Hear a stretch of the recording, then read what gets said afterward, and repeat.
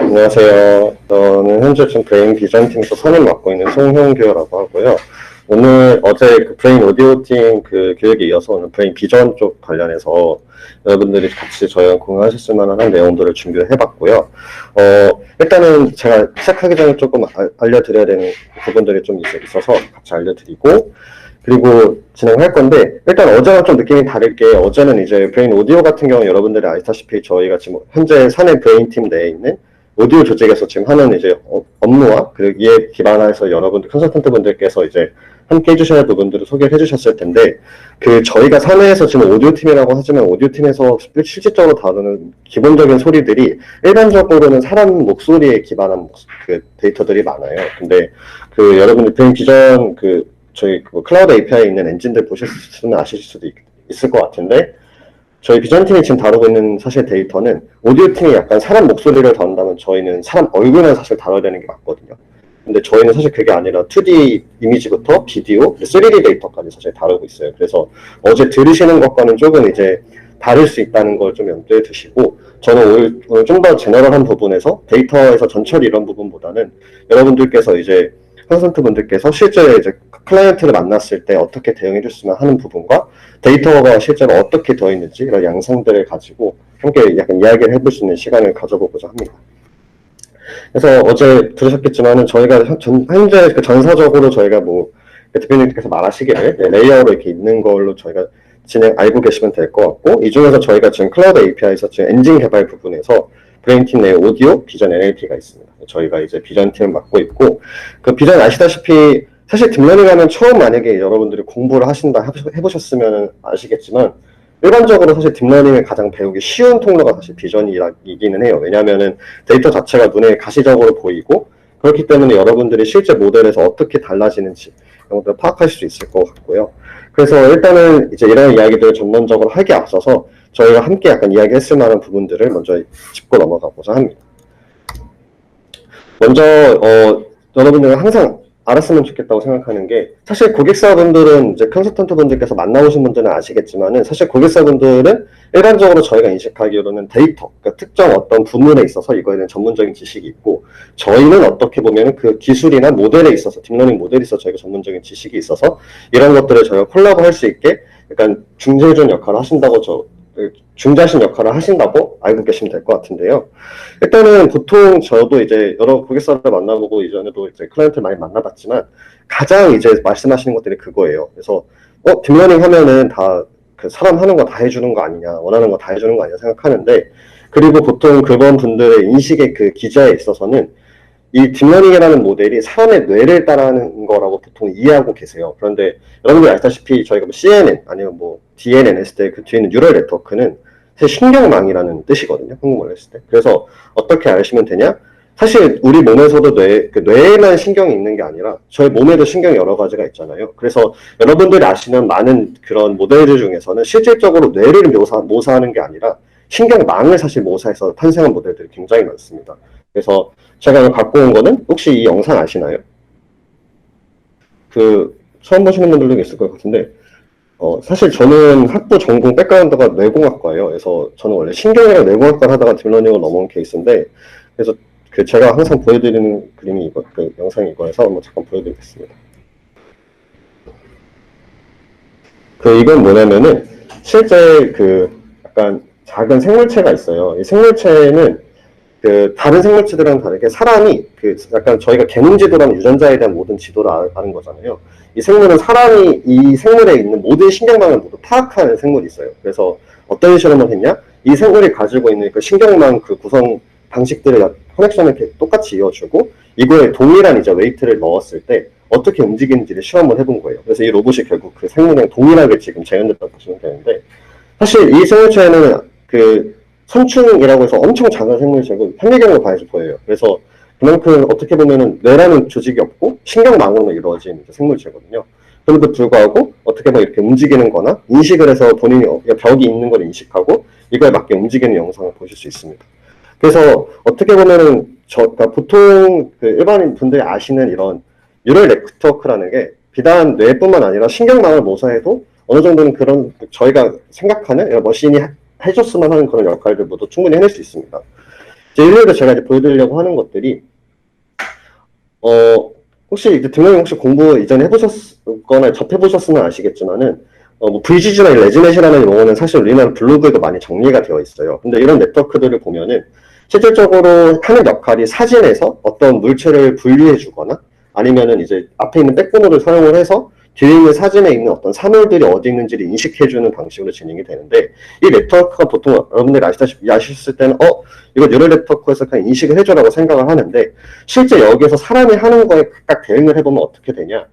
일단은 사진을 우리가 어떻게 보면 장면을 봤을 때 눈으로 사진을 보면은 눈으로 사진을 본 거에서 이 사진에 있는 정보들이 압축이 되고 이게 뇌로 들어가서 뇌에서 여러 가지 역할을 수행하게 돼요. 그래서 이거를 저희 논문에서 나온 용어로는 업스트림 태스크, 즉 눈에서 이제 이런 것들 레이턴트 스페이스, 피처 맵들을 뽑아주는 거를 이제 업스트림 태스크라고 하고, 뒤쪽에 분류나 아니면 오브젝트 디텍션 아니면은 뭐 세그멘테이션 이런 것들 하는 걸 다운스트림 태스크라고 해요. 그래서 이런 스트림 태스크들을 할 때 있어서 뒤쪽에 하는 역할을 대응하는 게 뇌고, 앞쪽에 해당하는 거는 결국 눈이 하는 역할과 동일하다고 보시는 게 맞아요. 그래서 이런 인식이 있을 때 여러분들이 다른 걸 많이 이해하실 수 있을 거고, 그래서 이미지 클래시피케이션 같은 경우에는 VGG, 뭐 레즈넷 많이 들어보셨겠지만 그 이후로 여러 가지 네트워크들이 나왔는데, 사실 이쪽에서 각각 하는 친구들이 발전이 되는 부분은 사실 뇌가 아니라 이 눈에 해당하는 부분이에요. 그래서 VGG를 사실 이렇게 표현했을 때 이렇게 표현될 수 있는데, 레지넷이 여기 안에서 레지델 커넥션이라고 하는 개념을 통해서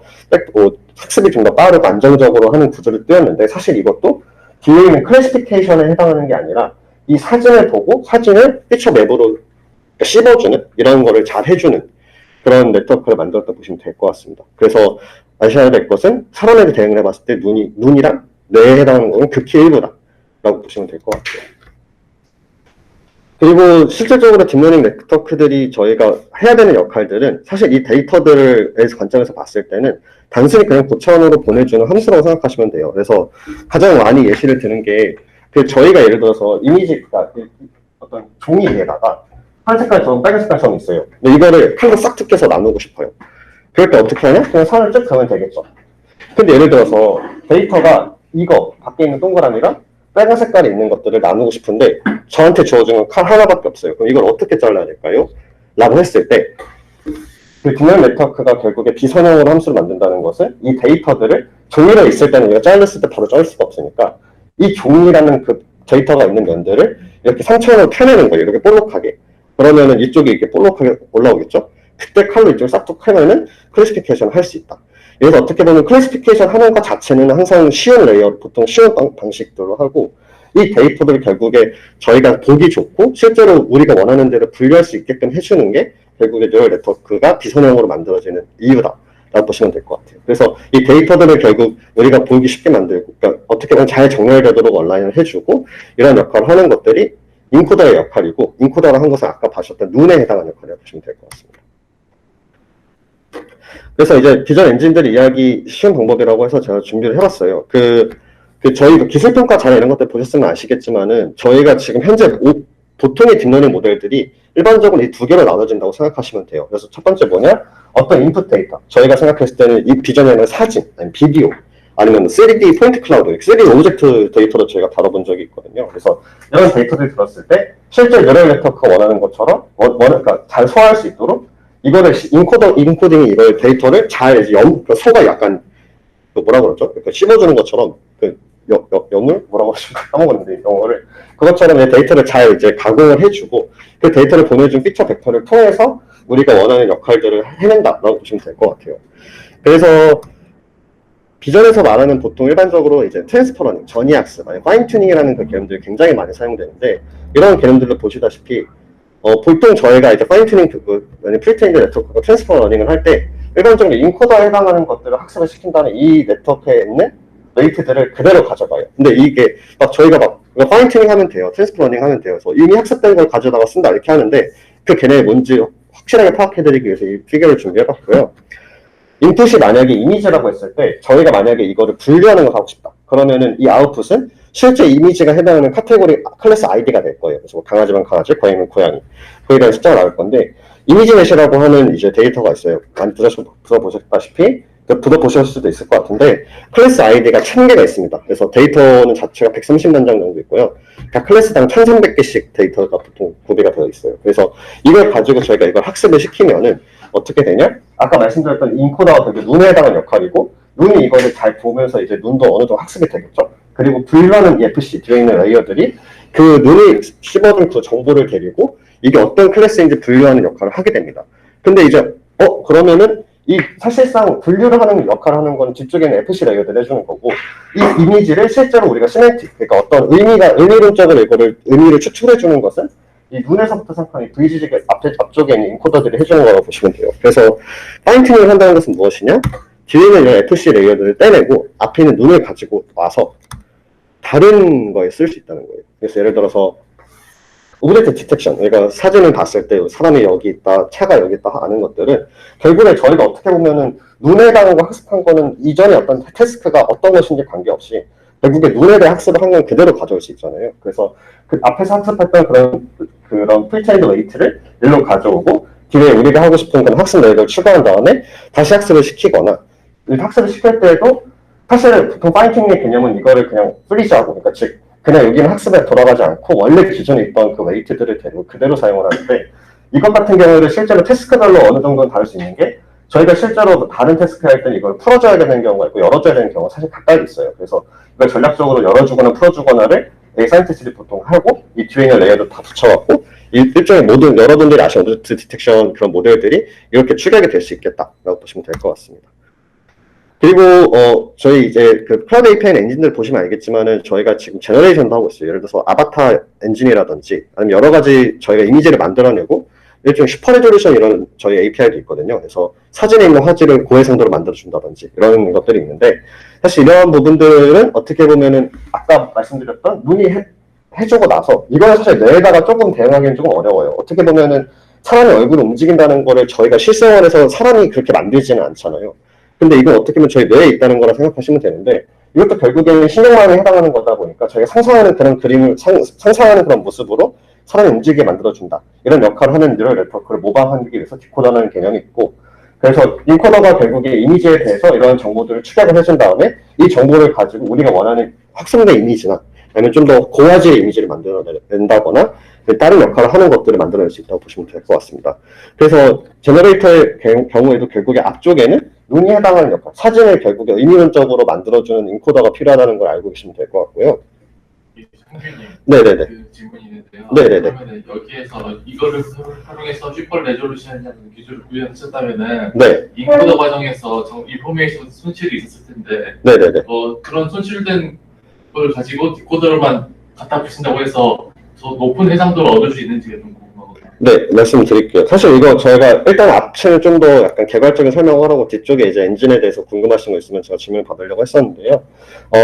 어떻게 보면 앞에서는 말씀하신 것처럼 이제 슈퍼 레졸루션의 예시를 들자면은 앞쪽에는 저화질의 영상이 들어가고, 비디오 슈퍼 레졸루션, 이미지 저희가 두 개 다 있어요. 근데 이미지를 일단 예시를 들어볼게요. 앞쪽에는 저화질의 사진이 들어가고 뒤쪽에 결국 나와야 되는 게 저희가 고화질의 사진이 만들어지기를 원하는 건데, 이 저화질의 사진에서 사실 고화질로 사진을 만드는 거는 기본적으로 원래 뉴럴 네트워크가 아니어도 일반적으로는 인터폴레이션, 그러니까 보관 방법으로 저희가 늘리면은 어느 정도는 화질 자체를 늘릴 수는 있어요. 그런데 그때 저희가 여기서 대응을 해서 사람들이 인식했을 때 또 고화질로 그냥 단순히 늘리기만 하는 게 아니라 이게 진짜 고화질이 됐네라고 느끼는 부분이 어떤 것이냐면은 그 부분이 늘어났을 때 그 가운데 있는 노이즈들이 생기는 거를, 노이즈가 얼마나 없어졌는지를 보는 거거든요. 그래서 일종의 슈퍼 레졸루션은 결국에 디노이즈, 즉 노이즈를 제거하는 엔진이라고 보시는 게 맞아요. 그래서 그런 부분으로 봤을 때 앞쪽에 있는 정보에서는 분명히 고화질이 있을 때 각각 그 셀들에, 그 픽셀들에 대한 정보가 없었을 텐데, 그러한 정보들을 기존에 있는 그 주변 정보들을 통해서 이거를 메꿔서 그 해당하는 노이즈 부분을 없애고 실제 시멘틱으로 어떤 원래 픽셀이 세워져야 되는지, 그래야지 전체 사진 또는 비디오가 우리가 봤을 때 원만하게 보이고 노이즈가 없다고 보이는 건지로 이걸 접근하게 됩니다. 그래서 기본적으로는 서장님 이제 말씀대로 인풋에 해당하는 그 정보들이 N은 고화질의 비디오에 해당하는 그 정보가 모두 있지는 않은데, 그런 것들 주변부에 있는 픽셀을 통해서 유출을 해서 그거를 채워넣는다라고 보시면 맞을 것 같습니다. 그러면 슈퍼 레졸루션에 그러면 인터폴레이션 기능을 추가로 더 하는 건가, 아니면은 그런 인터폴레이션 기능이 없게 되는 건가요? 인터폴레이션 역할을 디코더가 하게 된다고 보시면 맞습니다.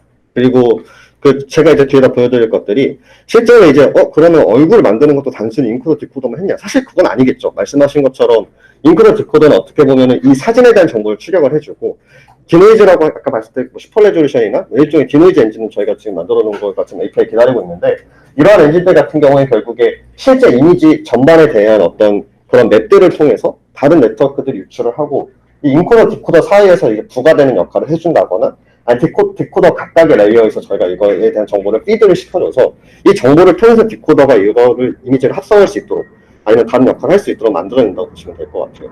그래서 이 같은 경우에는 사실 아바타, 저희가 지금 아바타 엔진 같은 경우에는 사람 얼굴 넣었을 때, 사람 얼굴 두 개를 넣었을 때 그 얼굴들에 대해서 저희가 그 소스 이미지가 우리가 움직이는 영상을 따라가게 만들고 싶은 건데, 그건 단순히 소스 이미지만 그냥 딱 넣어갖고 정보를 한 다음에 디코더 캔다고 그게 되는 게 아니겠죠. 어떻게 보면은 그 아까 말씀드렸던 사람 움직이는 영상에 대한 그 정보가 있어야 될 텐데, 당연히 그 영상 정보를 그대로 넣었을 때는 임의론적으로 추측할 수 없을 거고, 이거를 저희가 잘 가이드할 수 있게끔 만들어낸 엔진이 그러니까 모듈이 뭐냐, 그 사람이 결국에 저희가 얼굴을 움직였을 때 이전 프레임이랑 직후 프레임 간의 그런 관계가 있을 거 아니에요. 일종의 비디오에서는 그런 플로우 맵이라고 해요. 그래서 이런 플로우를 저희가 오티컬 플로우를 예측을 하는 네트워크를 만든 다음에, 그 네트워크가 그 플로우에 맞게끔 실제 사진에 대해서 이 플로우를 주입을 해줘서 이 인코더에서 나온 그 벡터들을 그 플로우에 맞게끔 조금씩 와핑을 해줍니다. 그래서 그 이후에 디코더가 이제 그러니까 그 이미지를 생성하게 만들면은 그 이미지에 대해서 얼굴이 움직이는 영상이 만들어진다 라고 보실 수 있는 거라고 보시면 될 것 같아요. 혹시 이해되시나요? 네. 그래서 실제로 저희가 AI 아바타 만들 때 가장 참고를 많이 했던 논문 사전을 하나 갖고 와봤는데요. 그 저희가 보통 그 컨설턴트 분들께서 이제 제안서를 작성하신다거나 뭐 바우처 제안서나 여러 가지 쓰실 때 사실 이런 피규어들을 논문에서 많이 보실 거예요. 근데 사실 저희도 사실 처음 봤을 때 이런 것들을 쭉 이해하고 나서 하는데 시간이 걸리는데, 보통 전체 시간 되게 없잖아요. 그리고 막 이거 어떡하지라고 싶으실 텐데, 결국에 여기서 물론 이걸 말만 한다고 막 쉬운 건 아니지만 결국에 저희가 파악해야 되는 건 뭐냐? 인코더, 디코더, 그리고 나머지 역할을 해주는 부분이 어딘가를 파악하면 된다고 제가 말씀을 드리고 싶은 거예요. 그래서 드려보면은 소스, 즉 이제 우리가 어떻게 보면은 움직이고 싶어하는 아바타 얼굴, 뭐 유명인이라든지 아니면 저희가 실제로 비디오로서는 볼 수 없는 그런 사진들이겠죠. 이 사진이 있고, 드라이빙, 아까 말씀드렸던 얼굴 움직임이나, 실제로 원래 원래 이 논문에서 말할 때는 얼굴뿐만 아니라 사실 사람이 움직이는 이런 포즈까지 해주는 원래 네트워크예요. 그래서 지금은 포즈라고 보시면 될 것 같은데, 포즈가 이제 이렇게 움직였다 다음에 사람이 제가 이렇게 움직였어요. 그러면은 이전 프레임과 직후 프레임 간의 관계를 통해서 실제 뭐 다른 뭐 유명한 뭐 운동선수라든지 그런 사람들이 저를 따라하게끔 움직이게 만들 수 있겠죠. 그런 것들을 결국에 제가 있는 프레임 간의 그 관계를 통해서, 이 관계를 실제 소스 이미지는 결국에 이렇게 들어서 인코더로 들어가고, 제가 아까 보여드렸던 이 프레임 간의 그 관계가 이제 이 인코더 이후에 디코더로 들어가기 전에 이제 여기에서 있는 지금 바틀렉에서 들어오기 전에 이거에 대한 정보를 주입을 해준 다음에, 이거에 맞게끔 그 이제 뒤에 네트워크가 붙고 이거에 맞게 디코더가 또 있으면은 이걸 전체를 한번 학습을 시켰을 때 저희가 지금 보시는 클라우드 API에 해당하는 엔진이 탄생하게 된다 라고 보시면 될 것 같습니다. 그래서 앞서 보여드렸던 피규어에서 대응을 해보자면은 결국 여기가 인코더에 해당하는 거고 여기가 디코더에 해당하는 거, 나머지 부분들이 이렇게 굵직하게 들어간다 라고 보시면 될 것 같아요. 그런데 이제 제가 오늘 이거 굵직하게 들어가는 부분에 대해서 전부 다 설명을 해드릴 수가 없어요, 사실 이 시간 안에. 그리고 어떻게 보면 이 엔진뿐만 아니라 여러 가지 엔진이 있는데, 앞서 말씀드렸던 것처럼 다른 엔진들 같은 경우에는 데이터가 굉장히 유사한 면이 있거든요. 그래서 오디오 같은 경우에는 다들 어떻게 보면 사람 목소리에 해당하는 거고, 물론 아닌 엔진도 있겠지만 현재 API 올라가는 엔진들은 대부분 사람 목소리를 보시면 돼요. 그래서 그렇게 되지만 저희 그 클라우드 API 비전 쪽 거 보면 다 달라요. 그래서 이런 부분들에 대해서 일단은 뭐 한 분야만 보고 나서 설명을 하기도 제 시간이 좀 벅찬 상황인데, 각각에 대해서 이 부분에 대한 부분들을 항상 설명해 드릴 수는 없을 것 같아서 이러한 부분은 사실 오늘 교육에서 제가 좀 제외를 했고요. 대신에 오늘은 데이터를 사실 관련해서 어떻게 대응해야 되는지를 말씀을 드릴 거고, 이러한 부분들을 저희가 설계를 어떻게 하고 이러한 부분들에 대해서는 추후에 이제 시간이 있을 때 저한테 이제 물어보시거나, 아니면 관련해서 필요한 부분들이 있을 때 제가 좀 더 질의응답하는 방식으로 풀어나가겠습니다. 네, 마지막 제가 하나 빼먹었네요. 제가 그래갖고 이렇게 돼 있는데, 보통 이제 또 피규어를 이렇게 보시다 보면은 이렇게 아까 보셨던 나비 모양은 이제 제너레이션 하는 네트워크고, 아니면 이렇게 있으면은 그냥 다른 역할을 하는 거다라고 보통 이해를 하시는 분들이 있어요. 그런데 사실 이 네트워크를 보통 우리가 피규어를 그릴 때, 특히 논문을 볼 때 이런 피규어들이 여러 가지가 나오는데, 그냥 나비 모양이나 이런 모양들이 나온다고 항상 제너레이터인 건 아니에요.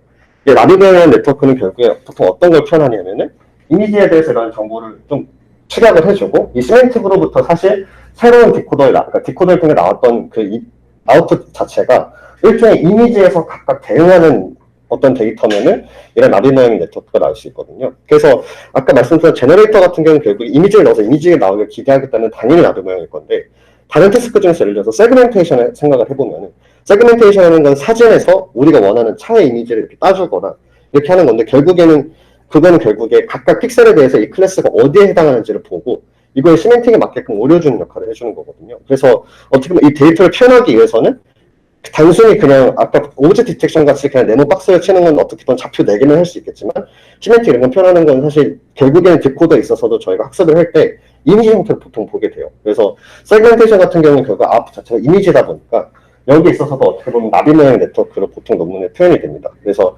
이런 네트워크 중에서 세그멘테이션이 대표적이고, 포즈 에스티메이션. 그래서 여러분들 지금 저희 API는 없지만 이제 사람 몸을 움직일 때 이거에 각각이 맞는 포인트를, 그러니까 포즈를, 키포인트를 이제 유추해주는 이런 네트워크들이 있는데, 사실 그 키포인트는 어떻게 보면 그냥 점이잖아요. 근데 이러한 점들을 보통 로스를 어떻게 주냐. 그러니까 저 학습을 할 때 어떻게 이거에 대한 정답을 알려주냐. 생각을 해보면은, 이 키포인트는 사실 이 정보가 사람이 봤을 때도 사실 이걸 이미지에 펴놔야지 알지.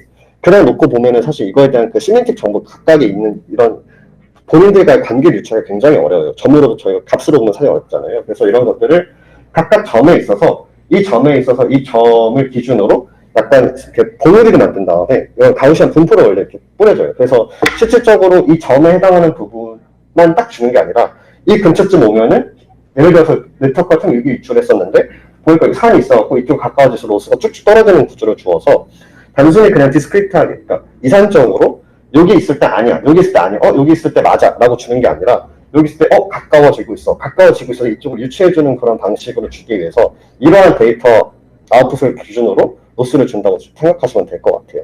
그래서 포즈 에스티메이션 같은 경우에도 결국에는 네트워크 구조가 일반적으로는 아까 말씀드렸던 인코더에서 뒤에 있는 FC에서 직사각형 쭉쭉 떨어지는 게 아니라 나비 모양을 그리게 된다 라고 이해를 하실 수 있습니다.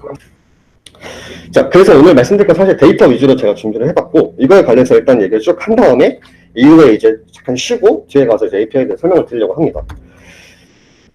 이제 아까 보셨던 게 이제 모델에 대해서 어떻게 이제 이거에 대한 공통점과 차이점을 가지고 추격을 할 수 있냐, 이거 부분이라면은 이 부분을 이제 말씀드릴 거는 각각 모델이 결국에는 데이터로 봤을 때 어떻게 접근을 해야 되는지를 좀 설명을 드리려고 해요. 그래서 저희가 일반적으로 딥러닝 모델을 생각하는 건 그렇게 생각을 하고, 체리피님 예전에 교육하셨었던 거 들으셨으면 알겠지만 여기가 함수다라고 보통 설명을 하세요. 근데 이게 그냥 그렇기 때문에 사실 좀 개념이 완벽하지는 않기 때문에 좀 더 부연 설명을 하자면은, 결국에 모델에 대해서 저희가 바라는 인풋과 아웃풋은 명확합니다, 항상. 그것이 고객사가 가져온 것이든 아니면 저희가 클라우드 API를 만들 땐 사실 여기에 대해서는 정해져 있어요. 그리고 다만 이제 고객사는 그걸 가지고 서비스까지 생각을 하면서 이야기를 하니까 컨설턴트 분들께서 이 부분을 이제 추격해 내시기가 많이 어려우신 부분들이 있고, 저희 입장에서는 또 어떻게 보면은 그런 것들 듣고 나서 이 모델을 실제 연구단에서 만들어지는 모델들이랑 대응을 시키느라 좀 저희도 어려운 거예요. 하지만 결국에 모든 답은 여기에 있고요. 이거를 만약에 저희가 어제 들으셨던 T-테스트에 대해 생각한다고 하면은 인풋은 텍스트, 아웃풋은 오디오라고 생각하시면 될 것 같고, 저희가 사실 클라우드 API 비전에서 나온 건 굉장히 여러 가지가 있어서 이제 말씀을 드려보자면 슈퍼 레졸루션, 아까 말씀드렸던 저화질을 거화질로 만들어주는 거는 저화질 이미지가 들어가고, 이거에 대해서 거화질 이미지를 저희가 바라면서 학습을 시키는 거죠. 이미지 클래시피케이션 같은 경우에도 이미지를 넣고 이미지에 있어서 저희가 이런 클래스를 원하는 거잖아요.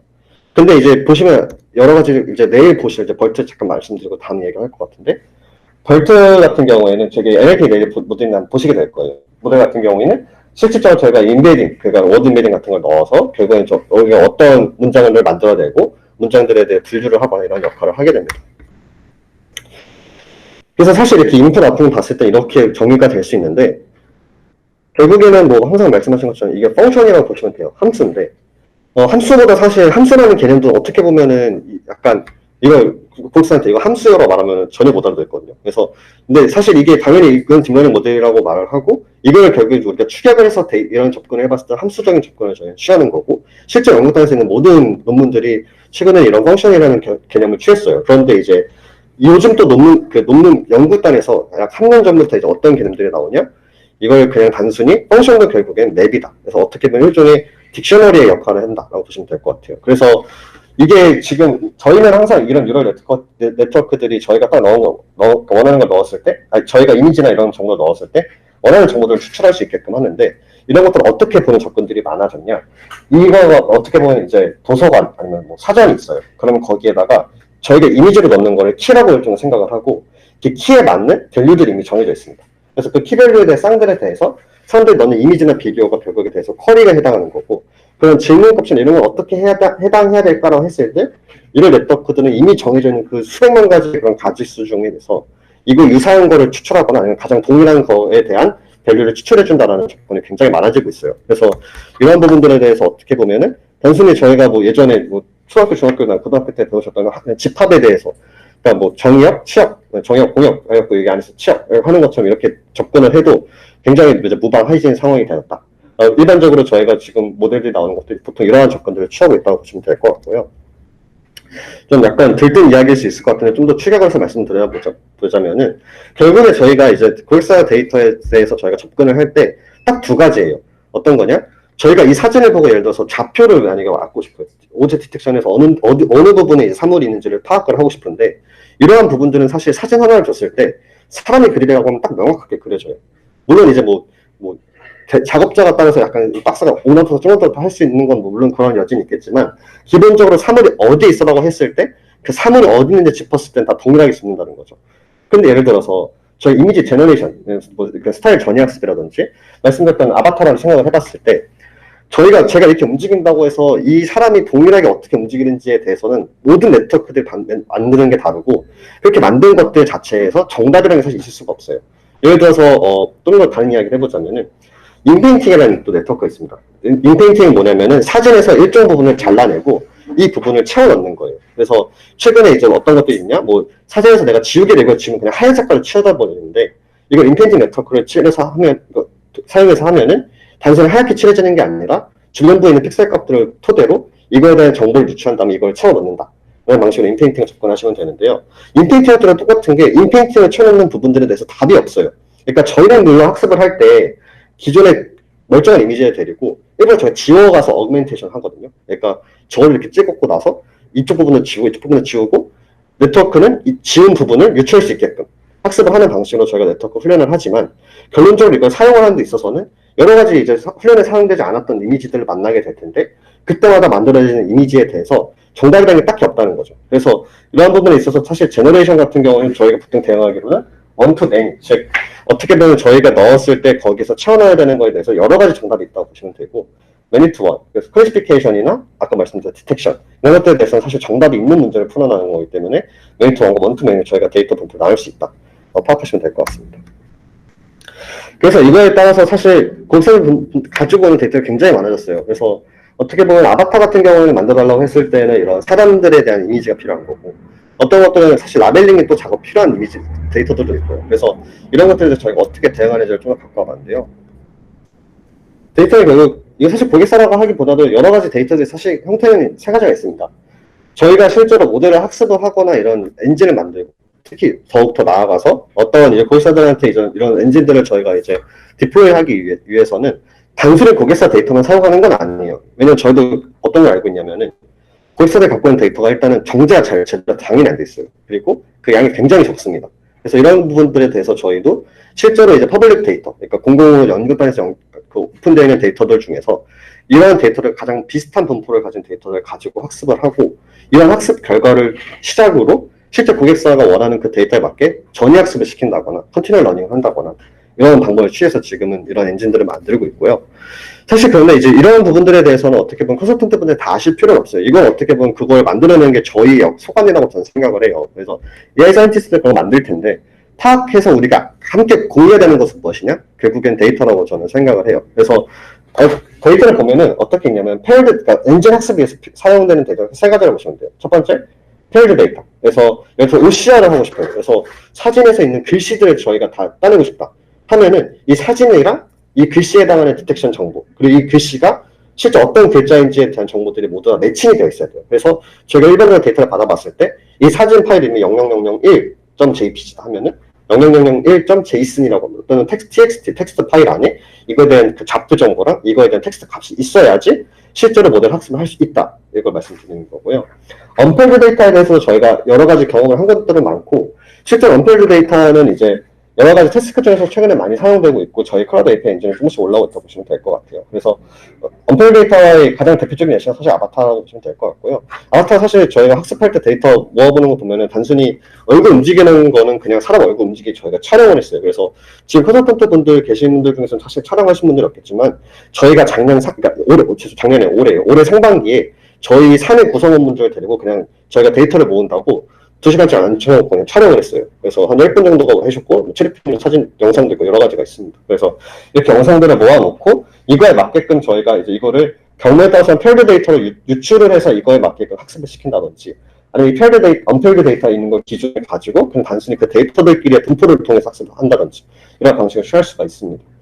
그리고 이거에 대해서 사실 언펠드 데이터는 거의 유사해 보일 수 있는데, 고객사들이 갖고 온 거에 대해서는 사실 이거 한 번 더 나눌 수 있는 게, 고객사들이 갖고 온 것 중에서 단순히 그냥 사실 본인이 원하는 태스크는 테일러 데이터야 되는데 고객사가 준 데이터가 인풋만 있는 데이터들이 있어요. 이럴 때의 경우에는 어떻게 보면 라벨링 작업을 저희든 고객사에서든 경우에 따라서 좀 어느 부분이 해야 되는지를 할당을 해서 진행을 하고 이거에 맞게끔 페일드 데이터를 몰아가거나 아니면 이걸 언페일드 데이터 연구단에서 할 수 있던 것들이 있는지를 유출을 해보고 이거에 맞게끔 풀어나간다고 보시면 될 것 같습니다. 그래서 이제 준호님 보통 처음 접근하셨을 때 이런 세 가지 개념들이 있어요. 슈퍼바이즈드 러닝. 한국말로 했을 때 지도학습이죠. 언슈퍼바이즈드는 비지도학습, 그냥 강화학습인데, 여러분들이 일단은 저희가 여기서 당연히 절대 하면 안 되는 말이라고 하는 게 뭐냐면은, 사실 학습에 대해서는 보통 인식하시기로는 지도학습보다 더 좋은 게 비지도학습이고, 비지도학습보다 더 좋은 게 강학습이라고 인식하시는 분들이 있어요. 근데 그게 아니거든요. 그래서 지도학습 같은 경우에는 비지도학습이랑 다른 거는 그냥 데이터가 비지도학습 할 때는 라벨링이 필요 없다 정도는 있을 수 있어요. 다만 이제 이거에 대해서 있어서도 성능 자체는 당연히 지도학습으로 답을 알려주면서 학습하는 게 두 개 다 가능한 모델에 대해서는 슈퍼바이즈드 하는 방식이 지도학습하는 방식이 훨씬 더 우세합니다. 그건 모든 엔지니어나 모든 모델은 어쩔 수 없이 동일하게 되어 있어요. 슈퍼바이즈드 러닝이 이렇게 있지만 그러면 우리가 만약에 페일드 데이터가 아니라 언페일드면은 무조건 강학습인가 했을 때 이건 또 아닌 게 무엇이냐? 강학습은 결국에 이건 미리 짚고 가고 싶은 게 강학습은 그러니까 이런 데이터 중에 라벨링 없다고 했을 때 단순히 강학습인 게 아니라 강학습 할 때 필요한 것들이 여러 가지가 있는데 가장 기본적으로 필요한 게 이걸 시뮬레이션 할 수 있는 환경이 필요해요. 근데 거의 대부분의 고객사들이 이런 환경에 대해서는 갖춰주지 않고 보통 데이터만 갖고 있는 경우들이 많아요. 그래서 일단은 저희가 어떤 제안서를 쓴다고 했을 때 사실 저희가 올해 제안서를 저도 한번 검토를 쭉 해드렸었는데 제안서 중에 사실 강학습이라는 용어가 들어가서 제안서를 냈던 경우가 있기는 해요. 근데 이러한 부분들에 있어서 사실 강학습은 거의 다 불가능한 것들이 저희가 때 시뮬레이션 환경을 만들어서 할 수 있는 데에 대해서 해야 되는 비용이 굉장히 많이 들어요. 왜냐면 저희가 이걸 위해서 시뮬레이션 환경을 만들어야 되고 이거에 맞게끔 또 모델을 만들어야 되거든요.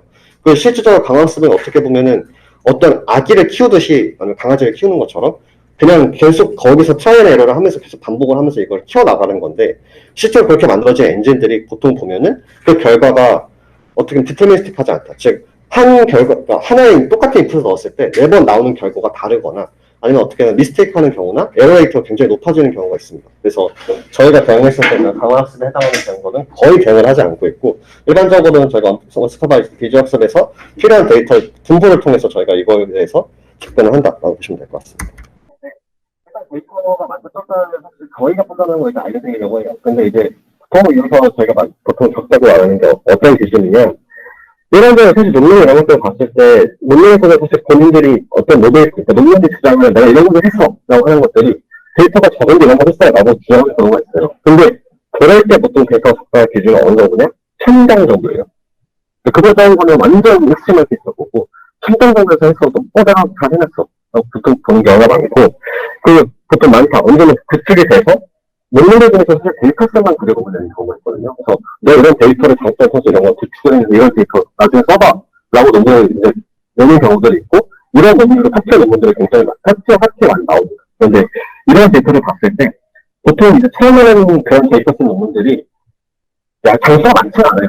왜냐면은 그거에 맞게끔 사실 처음 시도하는 그런 테스트에 대해서는 이런 데이터를 확보하는 어떤 룰도 없고 이런 거에 대해서 어떻게 보면은 컨벤셔널이 없기 때문에 보통 이런 데이터들을 구축할 때 10,000개 이상 정도를 구축을 하는 보통 논문으로 보통 해주는 경우들이 많습니다. 그래서 저희가 생각했을 때 데이터 많다 적자는 사실 1000장 정도 넘냐, 만장은 넘냐 이거라고 보시면 될 것 같아요. 그래서 저희가 생각했을 때 이제 어떻게 보면은 접근하는 방식이 어떻게 되냐. 데이터가 많다. 지금 뭐 만장이 엄청 많고, 이미 라벨링도 다 되어 있다. 그럼 저희는 그냥 하면 되는 거죠, 이건. 이거는 저희가 클라우드 데이터에 있는 엔진이 아니어도, 저희가 카메라를 볼 수 있는 여지가 충분히 있는 엔진들이 스테이지가 보면 될 것 같습니다. 근데 데이터가 많은데, 내가 이걸 그냥 태워봐. 정보가 없어요. 예를 들어서, 내가 어떤 애가 OCR을 해야 되겠고, 예를 들어서 뭐 있어요. OCR하고, 저희가 예전에 IDT 기업은행에서 신분증 이벤트 테스트하는 게 있어요. 그럼 클라우드 데이터에 올라가 있지는 않은데, 그 신분증은 2페이지 변경이니까, 이건 화면을 찍었는지, 스캔번을 찍은 건지, 그냥 놓고 찍은 건지, 저희가 이제 비대면 계좌 개설할 때 원래 신분증 이미지를 넣잖아요. 그럼 이제 이미지나 그런 유치해주는 더 흥미가 있는데, 그 경우에는 사실 라벨링이 안 돼 있고, 신분증 이미지가 엄청 많았어요. 그럴 수 있어서, 유저들이 좀, 이런 경우에는 저희가 사실 거의 라벨링을 그때는 거기서 얘기하셨어요. 라벨링 클래스 아이디가 필요하다. 볼 수 있고.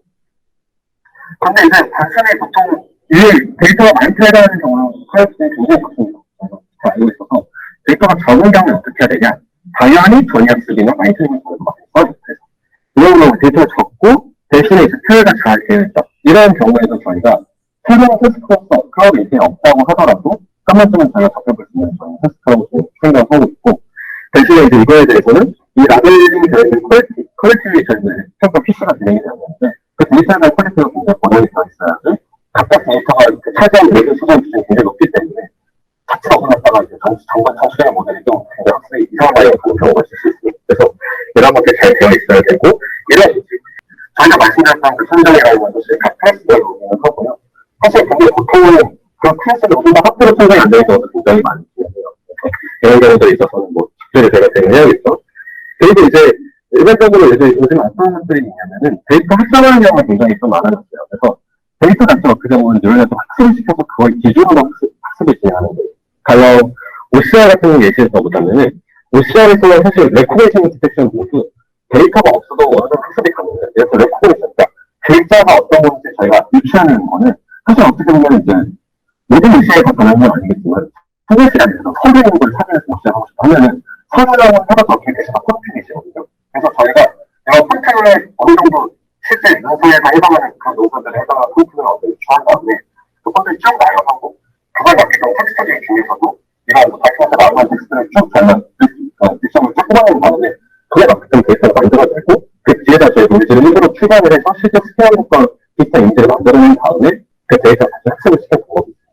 이건 도시에 저희 충분히 조사를 하고 있고, 스테이션 같은 경우에도 그 신텍스트라고 해서 스테이션은 이제 OCR을 할 때 이 데이터가 어떤 게 있는지 그걸 주는 건데, 이 데이터 사실 굉장히 비밀한 것 같아요. 이거 꼭 만들면 틀에서 다른 거거든요, 보통. 토일 데이터들은. 근데 이제 이것만 갖고 있을 때 보통 안 되다 보니까 논문이나 이런 요즘 최근에 있는 여러 가지 연구에서 어떻게 설명하면 이런 사진에 일반적인 PC가 없는 사진을 찍어놓고 스냅을 유치해주는 경우가 있거든요. 그래서 가령 저희가 여기 사진 찍었을 때 여기 벽, 이걸 유치해주는 이제 서커딩인데, 이거 완벽하게 유치하자면 어느 정도 유치한 다음에 벽이라는 그 표현이 어느 정도 유지가 되어 있으면은 벽에다 글씨를 써버려요. 그래서 저 벽에 아무것도 없는데 저 벽 정도에는 거기다 평평하게 유지되어 있으니까 그냥 글씨를 쓰면은 일반적으로 사진에서 있을 수 없는 글씨가 글씨 이미지가 나오는 거죠. 그리고 저희 글씨를 여기 썼기 때문에 저 글씨가 위치가 어디인지 저희가 안다는 그 데이터가 있어서 그렇게 해서 토일 데이터를 만들어서는 방법이 있다. 라고 보시면 될 것 같습니다. 근데 이제 보통 실제 사진에서도 디텍션을 하는 거에 있어서 굉장히 설명하기는 많이 어렵고 한정적인 부분이 있는데요. 다만 이제 최근에는 생각하시는 것보다 사실 이런 신텍스하는 방법도 굉장히 많아졌어요. 그래서 예전에 이제 뭐 이종희 전문의를 제가 얘기했을 때도 막 로드킬을 하는 거 막 데이터에서 로드킬한 것들을 디테일한 틀 그러면은 로드킬하고 사실 찍어 관련했는데 쓸 수가 없어요. 로드킬 시킬 수도 없고, 그죠? 이럴 때는 로드킬에 해당하는 그런 오브젝트 이런 것들을 실제 도일 이미지에다 놓은 다음에 그것들을 이제 컴포지션 오브젝트 합성하는 데 있어서 이미지 어떻게 합성하는 방식으로 제너레이터를 사용할 수도 있습니다. 어떻게 쓰고 있습니다. 네, 일단은 비디오 스파이 에듀케이션이고요. 아까 말씀드렸던 것처럼 이미 스파이 에듀케이션은 말씀드렸던 것처럼 이미지에 대해서 하고, 비디오는 어떤 특징이냐면 비디오는 사실 그 사장님께서 말씀해주신 것처럼 비디오는 결국에 다 이미지에 이렇게 저희가 시각적으로 빨리 쫙 봤을 때 이걸 보이는 거고, 그 당시에 이미지가 진짜로 열어보면 그 형식밖에 안 되고, 그 해당하는 걸 자꾸 보는 것밖에 안 되는 상황인데, 이런 이런 것은 사실 비디오를 스타일링한다 했으면 어떻게 보면 제일 쉬운 방법은 이미지가 바꿀 생각하면 이미지 가까이서 스타일링을 하면 돼요. 근데 이럴 때 어떤 문제가 발생하냐면 저희가 10%에 가까이 보면 10% 잘 된다 안 된다를 보는데 비디오에 있는 프레임들의 영상을 보면 가까이 했을 때 10%의 결과들이 불량 소품이 나타나는 경우도 있어요. 그래서 무슨 느낌이냐면 노이즈가 다 제거되어 있는데 거기에 메꿔지는 색깔이 내가지고 또 달라지는 경우도 있고 이게 되게 깜빡이는 현상처럼 보인다거나 아니면 약간 경계가 어긋나는 것처럼 보인다거나 이런 경우도 있습니다. 그래서 보통 비디오 스프레이 조성을 할 때는 어떤 것들이 고려가 돼야 되냐면은 일단 엔진에서 설명을 해드리는 거예요. 그래서 비디오 스프레이 조성할 때는 프레임간에 있는 정보들이 좀 더 고려가 돼야 되고요. 그래서 저희가 말할 때 영어로는 템포럴 컨스턴시라고 하는데 시간 수가 있는 거에 대해서 양성성이 좀 보장이 돼야 돼요. 그래서 이거에 맞게끔 저희가 로스를 추가하고 학습을 할 때 그거가 좀 잘 되도록 컨시런스를 추가를 해서 이게 잘 되게끔 유도를 한다거나 그리고 또 그거에 맞게 모듈을 좀 붙여서 저희가 이거에 대해서 다양할 수 있도록 하는 방식을 취하고 있습니다. 여기서 네, 슈퍼레이션 한번 영상 한번 보실게요. 이건 사실 많이 못 보셨을 것 같기는 한데 비디오 슈퍼레이션은 아까 말씀드린 것처럼 비디오에 대해서 화질을 개선해주는 거고 이게 개선 전 개선해요. 이 데이터 같은 경우는 원래 그 KBS 데이터인데 144p예요. 그래서 이미지 거의 영상 사이즈가 막 한쪽은 300, 쪽 100 이런 영상인데 제가 둘 다 강제로 키운 거거든요. 그래서 지금 두 대로 하는 것들을 했는데 사실 개선한 것도 지금은 노이즈가 있을 수밖에 없는 게 이걸 저희가 그냥 지금은 대명에서 막 불려서 나온 건데 화질 개선 전이랑 후를 비교했을 때 실질적으로 이런 이제 약간 이렇게 찌그러지는 노이즈 이런 것들이 굉장히 개선이 돼서 먼저 좀 더 부드럽게 보이는 게 보일 수 있고요. 이것도 역시 KBS 예전 어떤 KBS였나요? 방송국 데이터고 이거는 조금 좀 다이내믹하게 보이는데 화질 개선 전이 왼쪽, 후가 저 오른쪽 이건 다 개선된 걸 보시고 있는 거고 동일한 이제 저희가 이제 화질로 했을 때 왼쪽에 대비 오른쪽에 있는 그런 노이즈들이 많이 없어졌다라는 걸 보여드리는 이력이 있습니다. 그러면 개선 후에 영상을 다시 넣어서 더 계속 높일 수도 아, 네, 그런 방식도 그 보통 프로그레시브하게 한다고 하는데 그런 방식을 사용을 하기는 하거든요, 실질적으로도. 근데 이제 그렇게 했을 때에 그거에 좀 대응하게 모델이 좀 더 만들어진 경우는 충분히 그렇게 할 수 있고요. 보통 이제 근데 슈퍼레이션을 보통 할 때는 이게 4배 정도 되고 이러면 그러니까 원래 2x, 4x, 8x까지 있어요. 근데 보통 영국 땅에 사는 게 2x, 그 영국 땅에서 요즘 익스트림 케이스로 하면 보통 4x에서 4배에 풀리는데 4배 풀린다는 거는 이걸 그러니까 화면을 내뜬다는 게 아니라 가로 세로 길이를 4개씩 풀려서 16배가 되는 거예요, 실질적으로는. 근데 그렇게 됐을 때 실제로는 이런 시멘틱, 그러니까 어떻게 보면 영상에 있는 그런 정보들이 굉장히 많이 날아가서 이상해 보이는 경우들이 많이 있기는 합니다. 근데 말씀하신 것처럼 방법론적으로 봤을 때 그냥 2x 했던 걸 다시 넣어서 4x 만드는 거는 가능을 하고요. 다만 이제 문제가 뭐냐? 이것도 저희가 학습하면서 많이 그러니까 뭐 저희가 경험해봤던 것이기도 한데 결국에는 저희도 이 영상을 넣을 때 이런 비디오 SR을 할 때는 화질이 다 다를 때에는 이 이미지들을 그냥 통째로 넣으면은 메모리가 터져요. 그러니까 무슨 말이냐면은 이거에 대해서 엄청 큰 사진을 가지고 넣어버리면 이거에 대한 모든 걸 다 기억하고 있다가 중간적으로 해야 되잖아요. 그래서 일반적으로 서버에 있는 메모리 갖고 동작을 하지를 않습니다. 그래서 연구에서도 어떻게 하냐면은 이렇게 큰 사진이 있을 때는 이 사진을 크롭을 해서 넣어요. 이렇게 패치를. 그래서 예를 들어서 저희가 막 4K, 4K 만들어야 되는데 1080 같은 4K를 만들고 싶어요. 1080만 해도 엄청 크거든요. 근데 그걸 넣을 때 통째로 넣으면은 실제 CNN 레이어들이 이제 각각 보는 그 리스트 필드 자체가 굉장히 합수하게 보게 되고 어떻게 보면 리스트 필드라는 거, 그러니까 CNN이 보는 거는 각 픽셀 단위로 보기 때문에 1092, 1080에서 3픽셀, 3픽셀이냐 649, 480, 3픽셀이냐는 의미가 달라요. 그 안에 담기는 의미가. 그래서 그것 때문에 이제 이거를 크롭을 해서 항상 동일한 부분에 해당하는 걸 보게 만들고 이렇게 했을 때 말씀하신 것처럼 그런 부분에서 걸리는 부분이 어떤 거냐면은 이렇게 만든 패치들끼리 좀 하면 또 연속성이 없잖아요. 그럼 이 패치들끼리 연속성이 이게 이걸 또 조정을 해줘야 돼요. 그런데 이 과정에서 이제 가끔 만드는 경우도 있어요, 모델들은. 그래서 보통은 4K를, 그러니까 4K를 올리는, 그러니까 2K, 그러니까 4K가 4X 올리는 거. 2배 올리고 2배 올리는 거는 보통 동일 모델로 하기보다는 일반적으로 다른 모델로 해서 하는 게 좀 더 낫다라는 걸 제가 결과적으로는 가고 있습니다. 가능을 합니다. 네, 말씀하신 거죠.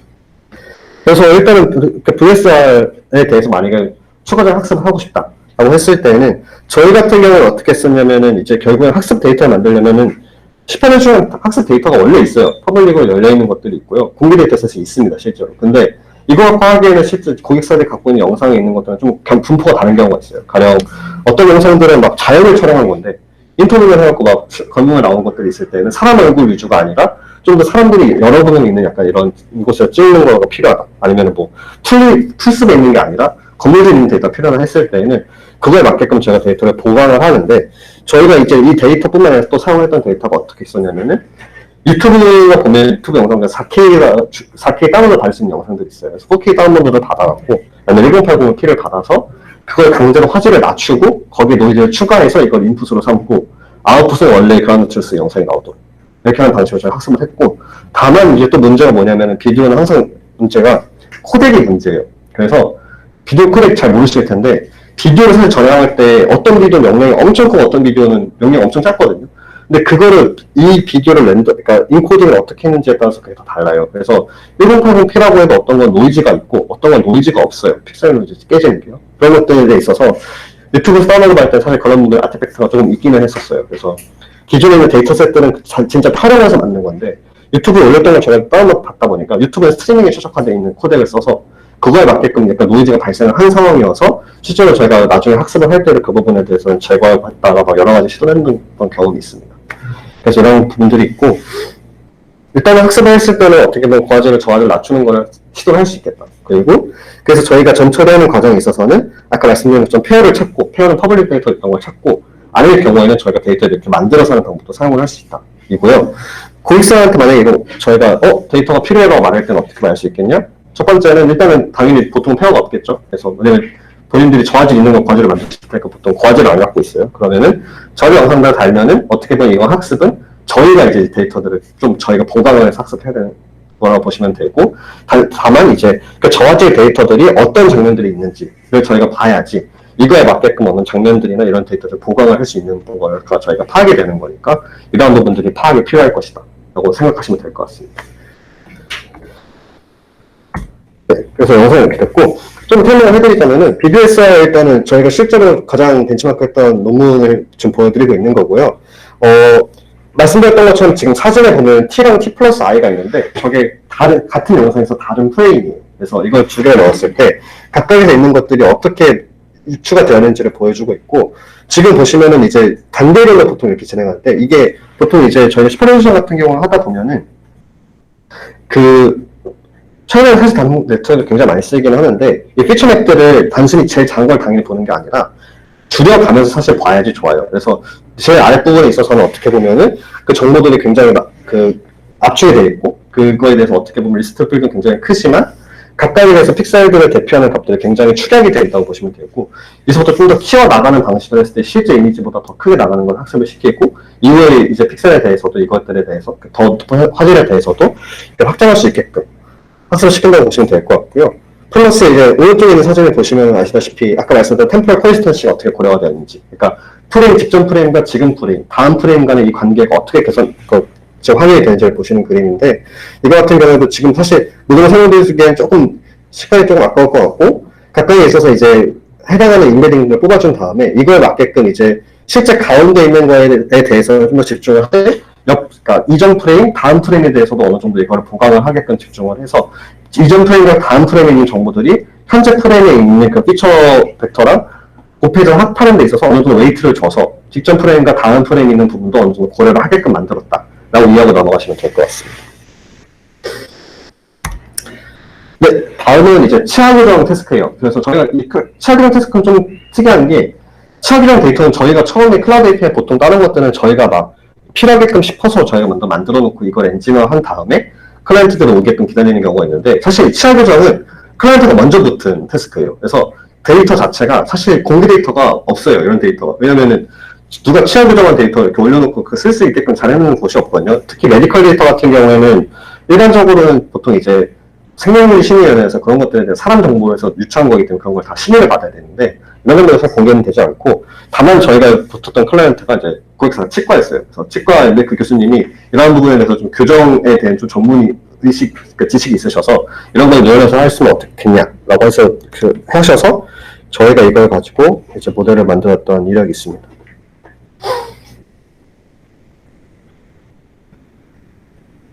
보시면은 일단 치아가 CT 스캔된 데이터가 저희가 이렇게 받았었고요. 그래서 이 스캔된 데이터에 대해서 어떻게 이제 교정기를 부착하는지 요청해 놓으시면 돼요. 그래서 치아가 원래는 다 한 파일이 돼 있었어요. 그래서 이거 세그멘테이션 하는 걸 먼저 했었고, 그러니까 치열에 대해서 각각 치아를 잡게 한 거죠. 그러니까 치아를 잡은 다음에 거기에서 실질적으로 어느 부분에 이제 교정기가 붙어야 되는지 를 파악합니다. 교정기는 그 치아 교정할 때 그 교정 쇠에 붙는 부분을 생각하시면 돼요. 그래서 실제 데이터 형식 자체가 지금 막 이렇게 십자가 있는 게 뭔가 싶으실 텐데 실제로 저렇게 돼 있어요. 저 데이터. 그래서 십자가 있을 때 이 가운데 점이 결국에 진짜 교정기가 붙는 부분인데 이 십자가를 유추하는 방식으로 원래 기존에 있는 라벨링 그렇게 되어 있었기 때문에 저희는 그걸 찾는 방향을 계속 진행을 하였었고 이거에 대해서는 저희가 현재 뭐 치아 풀스캔 그러니까 뭐 상턱, 아래턱 다 할 수 있게끔 모델을 각각 이제 해서 이걸 또 유추하게끔 한 상황입니다. 사실 이거 같은 경우 제가 논문이 없어요. 사실 이런 거는 어떻게 보면은 너무 데이터도 되게 특이한 데이터고 이거에 좀 맞게끔 한 것들이 없어서 제가 고생을 많이 했는데 저희 그 비전팀에 있는 최동 연구원 분께서 이거 굉장히 열심히 해주셔갖고 이거를 이미지를 통해서 3D로 만든다. 실제 데이터는 3D 오브젝트 데이터예요. 그래서 메쉬라고 해서 저희가 막 그 게임을 연구해서 3D 렌더링 돼 있을 때 그런 사물들 있잖아요. 그런 데서 딱 되어 있어요. 그래서 지금 비디오는 그 뷰어로 보실 수 있게끔 한 거고 실제 데이터는 어떻게 보면은 그러니까 쉽게 말하면은 이 전체 오브젝트가 있을 때 각 점이 X, Y, Z까지 있다고 보시면 돼요. X, Y가 아니라 그래서 그 점 포인트들이 어디 그 좌표들 다 찍혀 있는 거고 그걸 종합해서 봤을 때 지금 보시는 이런 영상을 보실 수 있겠다라고 생각하시면 돼요. 이 네트워크 자체는 사실 이 그림을 보시면 사실 이해가 안 되실 수는 있겠는데 이 네트워크 자체도 이미지에 대응해서 한 게 아니라 오브젝트, 3D 오브젝트 자체에 대응해서 만들었어요. 그래서 정보 자체가 받는 게 X, Y, Z를 다 받게끔 그 좌표값들을 받아서 그 좌표 중에서 어느 부분에 해당하는 영역이 실제 이 교정에 붙을 만한 영역이고 이걸 기준으로 저희가 교정기 위치를 파악하는 방식을 진행했었습니다. 그래서 이거 같은 경우는 사실 인풋 자체도 2D 데이터가 아니고 이미지가 아니라 그냥 3D 그 오브젝트를 스캔하는 그 파일 그 자체입니다. 네. 혹시 필요한 말씀해 주세요. 네, 그렇게 했고 혹시 저희가 만들면서 생각했던 게 이 엔진은 다음에 추가 학습은 필요는 없겠다 생각했었어요. 왜냐면 이거는 동일한 태스크가 또 들어올 거라고 사실 크게 기대는 안 하고 있거든요. 왜냐면 그런 데이터를 갖고 있으시면 거의 없을 거라 생각을 해서 그런 거고 하지만 이제 저희가 이런 거에서 만약에 고객사가 생겼을 때 어떻게 대응할 수 있는지 생각을 해봤었는데 일단은 저희 학습에 필요한 데이터는 아까 말씀드린 것처럼 스캔한 것만 있으면 안 되고 저희가 이거에 대한 전문 지식이 당연히 없기 때문에 스캔한 거에서 교정기가 어디에 붙어야 되는지 라벨링은 다 되어 있어야 돼요. 그렇죠? 거기에 있어서 그렇게 되어 있을 거고 전처리에 해당하는 거에 있어서는 이제 3D 오브젝트 파일에 대해서 이건 좀 파일 형식 위주기는 한데 이 파일들의 그 스캔한 파일들이 어떤 거는 아까 말씀드린 점점 찍히는 파일들이 있고 그 메쉬라고 해서 약간 그 삼각형을 이렇게 표면을 만드는 게 있어요. 또 그런 데이터는 실제 점점 찍히는 그건 또 방식이 다르거든요. 그래서 이런 것들을 저희 컨버팅하는 것들을 진행을 해야 됐고 이걸 컨버팅 한 다음에 뉴럴 네트워크에 넣는 방식을 진행했습니다. 그래서 이걸 아무래도 다음에도 뭐 고객사가 만약에 생긴다고 했을 때에는 이러한 방식이 좀 유사한 데이터, 그러니까 라벨이 태화가 되어 있는 데이터가 일단 당연히 필요할 거고요. 그리고 이제 사실 이빨이 아니라 다른 데이터가 3D 오브젝트 들어간다고 할지라도 어떻게 보면 그거에 대해서 GT 값, 그런 트루스 값이 있는 상황에서 라벨링이 되어 있는 것들이 필요할 것이다 라고 말씀드릴 수 있을 것 같습니다. 다음은 이제 아바타 페이스 투 페이스 트랜슬레이션이고요. 그 페이스 투 페이스 트랜슬레이션은 뭐 접해보셔서 아시겠지만 뭐 최근에 굉장히 논문도 많이 나오고 여러 가지 이제 밈도 많이 나오고 앱도 많이 나오고 하는데 얼굴을 결국에는 움직여주는 영상 그 엔진을 보시면 돼요. 그래서 그 유튜버 얼굴이 있을 때 이게 실제 유저가 인풋처럼 가정을 한 거고요. 정우성 사진을 넣고는 뭐 연예인 데이터 사진을 넣었을 때 저희 지금 대만에 세종대왕으로 올라가 있죠. 네, 그걸 따라서 움직이는 뭐 영상 만들 수 있다 라고 했고요. 지금은 사실 이 아바타는 계속 고도화를 하고 있어요. 이 아바타는 사실 제 입사가 작년이거든요. 입사하고 나서 사실 대표님 계속 하라 하셨고 계속 할 거라 생각하고 지금 계속 좀 고도화를 해나가는 과정이고 생명력 공개한 건 이제 어떻게 보면 그거의 이제 중간 버전이다 했었고요. 뭐 이때는 뭐 이렇게 했었는데 지금 흔들리는 것들이 많이 줄어들어서 이제 뭐 대표님 얼굴 쓰고 뭐 그래서 혹시 있잖아요. 저거 사람이 아니라 동물도 할 수 있나요? 제가 이제 해봤는데 실제로 이게 동일한 그 논문 기준으로 만든 엔진에 대해서 엔진이 아니라 동일한 논문을 가지고 만든 구현체에 대해서 사람 얼굴을 만들게끔 밈을 만든 게 있더라고요. 사람 아니라 동물 얼굴이 죄송해요. 그러니까 뭐 강아지든 고양이를 갖고 하는 게 있는데 일단 강아지 고양이를 했을 때 깨지는 게 많아요. 근데 그거는 아마 이제 그러면서도 또 약간 의아한 게 뭐냐면은 애니메이션 캐릭터 있잖아요. 캐릭터는 사람 얼굴 좀 비슷하게 만든 그런 애니메들이 있거든요. 그것도 해서 또 잘 돼요. 그래서 어떻게 보면 그 눈, 코, 입에 해당하는 거는 어느 정도 좀 로버스트하게, 그러니까 실질적으로 시멘틱 자체는 잘 뽑아 학습을 했는데 강아지랑 고양이 이런 동물들에 있는 그런 눈, 코, 입의 형태가 사람이든 사람 애니메이션까지는 커버할 수 있는 그런 형태랑은 좀 달라서 그런 게 아닌가 라고 생각을 하고 있어요.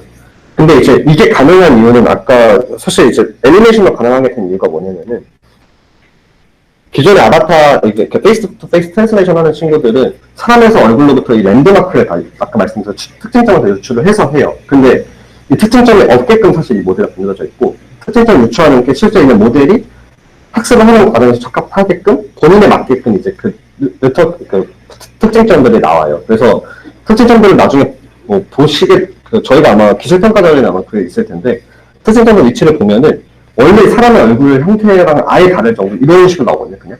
어떻게 보면은 이 얼굴을 이제 움직일 때 가장 좀 이걸 잡아당길 수 있는 가장 대표점들을, 특징점들을 뽑아낸다라고 보시면 될 것 같고, 그런 방식으로 했기 때문에 애니메이션이든 이렇게 사람 랜드마크로 할 수 없는 부분까지 커버가 가능한 거고, 가장 과일도 물론 안 나오긴 하지만은 입이 이렇게 움직여 이런 건 하긴 하거든요. 코가 좀 깨지거나 이렇긴 한데. 그래서 이런 부분들까지 그래도 가능한 거는 앞에 있던 아까 말씀드렸던 그런 특징점을 유추해주는 네트워크를 엔드투엔드로 학습했기 때문에 가능할 것이다. 실제 유저들이 지금 그 아바타 엔진이 지금 그 클라우드 API 가시면 보시면 아시겠지만은 잘 안 되는 경우가 많아요. 근데 이제 이 엔진이 지금 현재 단점은 무엇이냐면은 저희가 지금 서비스하는 그 방식이 이제 저희가 패키징 하고 나서 이제 저희가 서비스 패키징을 하고 그걸 이제 저희 REST API라고 해서 REST API 패키징을 해서 실제 API화를 시키는데 이 API를 시킬 때 이쪽은 그 비동기 처리가 안 됐어요. 무슨 말이냐면은 유저가 인풋을 넣고 다음 걸 처리하기 전까지 다른 유저들 거는 처리를 안 해요. 그래서 여기서 넣으면은 저희가 서비스 만들어 놓은 거에다 들어오고 저희 내부에서는 이게 비동기가 되어 있거든요. 그래서 유저들이 3개를 넣으면은 두 번째, 세 번째 넣은 사람들, 첫 번째 걸 하고 있는 도중에 두 번째, 세 번째가 들어오면은 두 번째, 세 번째 사람들한테 기다려라고 말을 해주는 느낌이라고 보시면 돼요, 유저한테. 그래서 기다리다가 첫 번째 게 끝나면 두 번째, 세 번째 거 할 수 있게끔 번호표 뽑아주고 기다리게끔 한 역할이 되어 있는데 지금 저희 전체 클라우드 API 그게 안 되어 있어요, 사실 지금. 그래서 이제 이 부분 때문에 이 영상, 지금 이 엔진이 10초짜리 영상을 만드는데 한 최소 80초에서 2분까지 소요가 돼요. 그래서 좀 시간이 많이 소요가 되잖아요. 그래서 이런 것들 때문에 지금 유저들이 리퀘스트를 때릴 때 제 시간에 받지 못하는 경우도 굉장히 많기는 해요. 그래서 지금도 엔진에 잘 떠있는데도 안 되는 경우도 있고, 그 리퀘스트가 최근에 뭐 유튜버가 이제 저희 거 가지고 홍보를 마케팅에서 이제 뭐 유튜버가 이제 이거를 홍보를 하게 되었는데, 그 유튜버가 이 API 가지고 본인 사이트를 만들었더라고요. 그래서 그쪽으로 유저들이 때리는 리퀘스트 수만 해도 엄청나요. 그래서 제가 한 8시쯤에 이렇게 피크 타임 때 밤 8시쯤에 가면 사람들 많이 있을 때 들어가 보면은 10분 동안 90개 정도만 리퀘스트가 들어가요. 근데 90개면은 사실 한 사람당 80초만 쳐도 그 리퀘스트 다 처리하면 2시간이 걸리거든요. 근데 애초에 10분 안에 2시간을 당연히 처리할 수 없을 정도의 양이거니와 그렇게 다른 쪽에서 리퀘스트가 많이 들어가다 보니까 실제 저희 지금 클라우드 API에서 했을 때도 되는 경우 되지 않는 경우 좀 같이 발생하고 있다 보시면 될 것 같아요. 그래서 이 작업은 아마 저희가 10월 말까지 클라우드 API가 지금 개발팀이 2.0을 준비를 하고 있는데 이런 부분들이 이제 비동기 처리부터 시작해서 여러 가지가 고려가 되고 나면은 좀 더 안정화되지 않을까 싶고요. 일단 모델 설명을 더 드릴게요. 지금 모델 같은 경우에는 사실 어떻게 보면은 이게 연구단에서 하는 거에서 확률화까지 사실 고려를 많이 안 하고 근데 연구 쪽에서 하는 것만 해도 어느 정도는 노벨트가 있다 생각해서 그거 위주로 했어요. 그래서 어떤 일이 있냐. 얼굴은 보통 할 때 크롭을 해서 사용하거든요. 그러다 보니까 크롭하고 나오면은, 그러니까 아웃풋 자체도 얼굴에 대해서만 나오고, 저희가 여기서 정우성 사진을 넣은 정우성 전신 사진이면은, 얼굴만 가져와서 얼굴만 한 다음 다시 그걸 붙여놔야 되는데, 그거 안 붙이고 그냥 내보내요, 그냥, 지금은. 그래서 지금 저희가 고도하는 방향이 뭐냐면은, 실제 사진이 있을 때 얼굴만 떼면서 합성을 한 다음에, 다시 이 원래 사진을 갖고 와서 얼굴을 움직이게끔 만드는 걸 저희가 지금 시도를 하고 있어요. 그래서 이런 방식을 좀 진행을 하고 있다고 보시면 될 것 같고요. 사실 이렇게 전체 사진 하나에 대해서 얼굴만 움직이게 하는 것들이 사실 연구단에서는 차이가 된 적이 없어요. 그래서 이런 것들에 대해서도 저희는 지금 뉴럴 네트워크로 지금 추가적으로 저희 네트워크에서 학습을 하고 있고 전체적으로 좀 더 새롭게 해서 좀 학습을 하고 있는데 이런 부분이 좀 더 개선이 된다면 실제로 좀 사용성이 더 많아지고 또 이제 다른 고객사들에서도 많이 찾는 엔진이 되지 않을까 좀 생각하고 있습니다. 그래서 좀 더 말씀드리자면은 현재 엔진도 만들어질 때는 이제 저렇게 여러 가지 사진을 들어갈 수 있게끔 했어요. 근데 사실 학습할 때는 이제 본인 사진으로 본인을 만들게 하거든요. 그래서 말씀을 드리자면은 실제 저희가 이제 아래쪽에는 비디오가 있고 이 엔진한테 위에 있는 세 가지에 대한 사진만 줘요. 그래서 이 세 개의 사진으로부터 가장 그 비디오 각각 프레임에 대해서 가장 비슷한 프레임을 찾아준 다음에 이 프레임을 기준으로 한 정보를 최대한 많이 주고, 예를 들어서 앞을 보고 있는 영상, 그 사진을 넣었는데 영상에서 갑자기 고개를 돌려보면 이 사람이 고개를 돌아줘야 되는데 그 옆모습이 안 나오잖아요.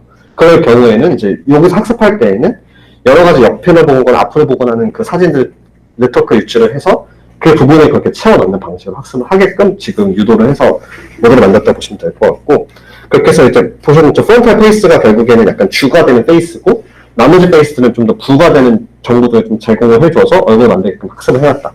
보시면 될 것 같아요. 그런데 사실 이렇게 했을 때보다 이렇게 했을 때 실제 유저들이 넣는 걸 보니까 오히려 깨지는 경우도 있긴 하더라고요. 그래서 지금 현재는 보통 사용하시는 것들은 사진 한 장 넣고 한 장 영상으로 하게끔 지금 만들어져 있고, 이런 부분들에 있어서 좀 개선을 하고 있습니다, 지금. 그래서 지금 고급으로 필요한 거는 결국에는 다양한 사람들이 이제 여러 가지 표정하는 얼굴 데이터들이 필요하고, 그때 아까 말씀드린 것처럼 저희 사내 구성원분들 사진 찍을, 영상 찍을 때에도 그 얼굴 막 돌아오면 지금 조선애님 모셨으니까 아실 텐데 아까 남기셔서 아무도 없었거든요, 경험자가. 그때 찍으셨어요. 그래갖고 얼굴을 움직이면서 막 이렇게 하고 막 돌리고 막 눈동자 돌리고 모든 약간 움직임들 최대한 포함하도록 영상을 그때 촬영을 했었고, 이거에 대한 가이드라인은 지금 저희가 마련되어 있는 상황이긴 합니다. 그래서 이렇게 촬영을 진행을 했었고요. 전 처리할 때는 아까 말씀드린 것처럼 지금 같은 경우에 이제 이걸 좀 전반적인 다른 엔진들을 했을 때 사실 특징점을 사용하는 것도 지금 저희가 엔진으로서 고려를 하고 있어요. 지금 모델 같은 경우는 필요가 없기는 한데, 이런 부분에서 저희가 전처리할 때 특징점을 유출을 한다거나 아니면 얼굴 부분 자체를 저희가 유출하기 위해서 특징점이 지금 필요한 상황이어서 얼굴 부분을 크롭하는 걸 저희가 앞에서 진행을 하고 있고, 다만 이제 고객사 데이터를 저희가 받을 때에는 그 얼굴 데이터의 얼굴이 어딘지에 대해서는 거의 RLM 하지 않으셔도 돼요. 왜냐면 저희가 그 뉴럴 네트워크 좀 처리를 하고 있어요, 전처리 단계에서.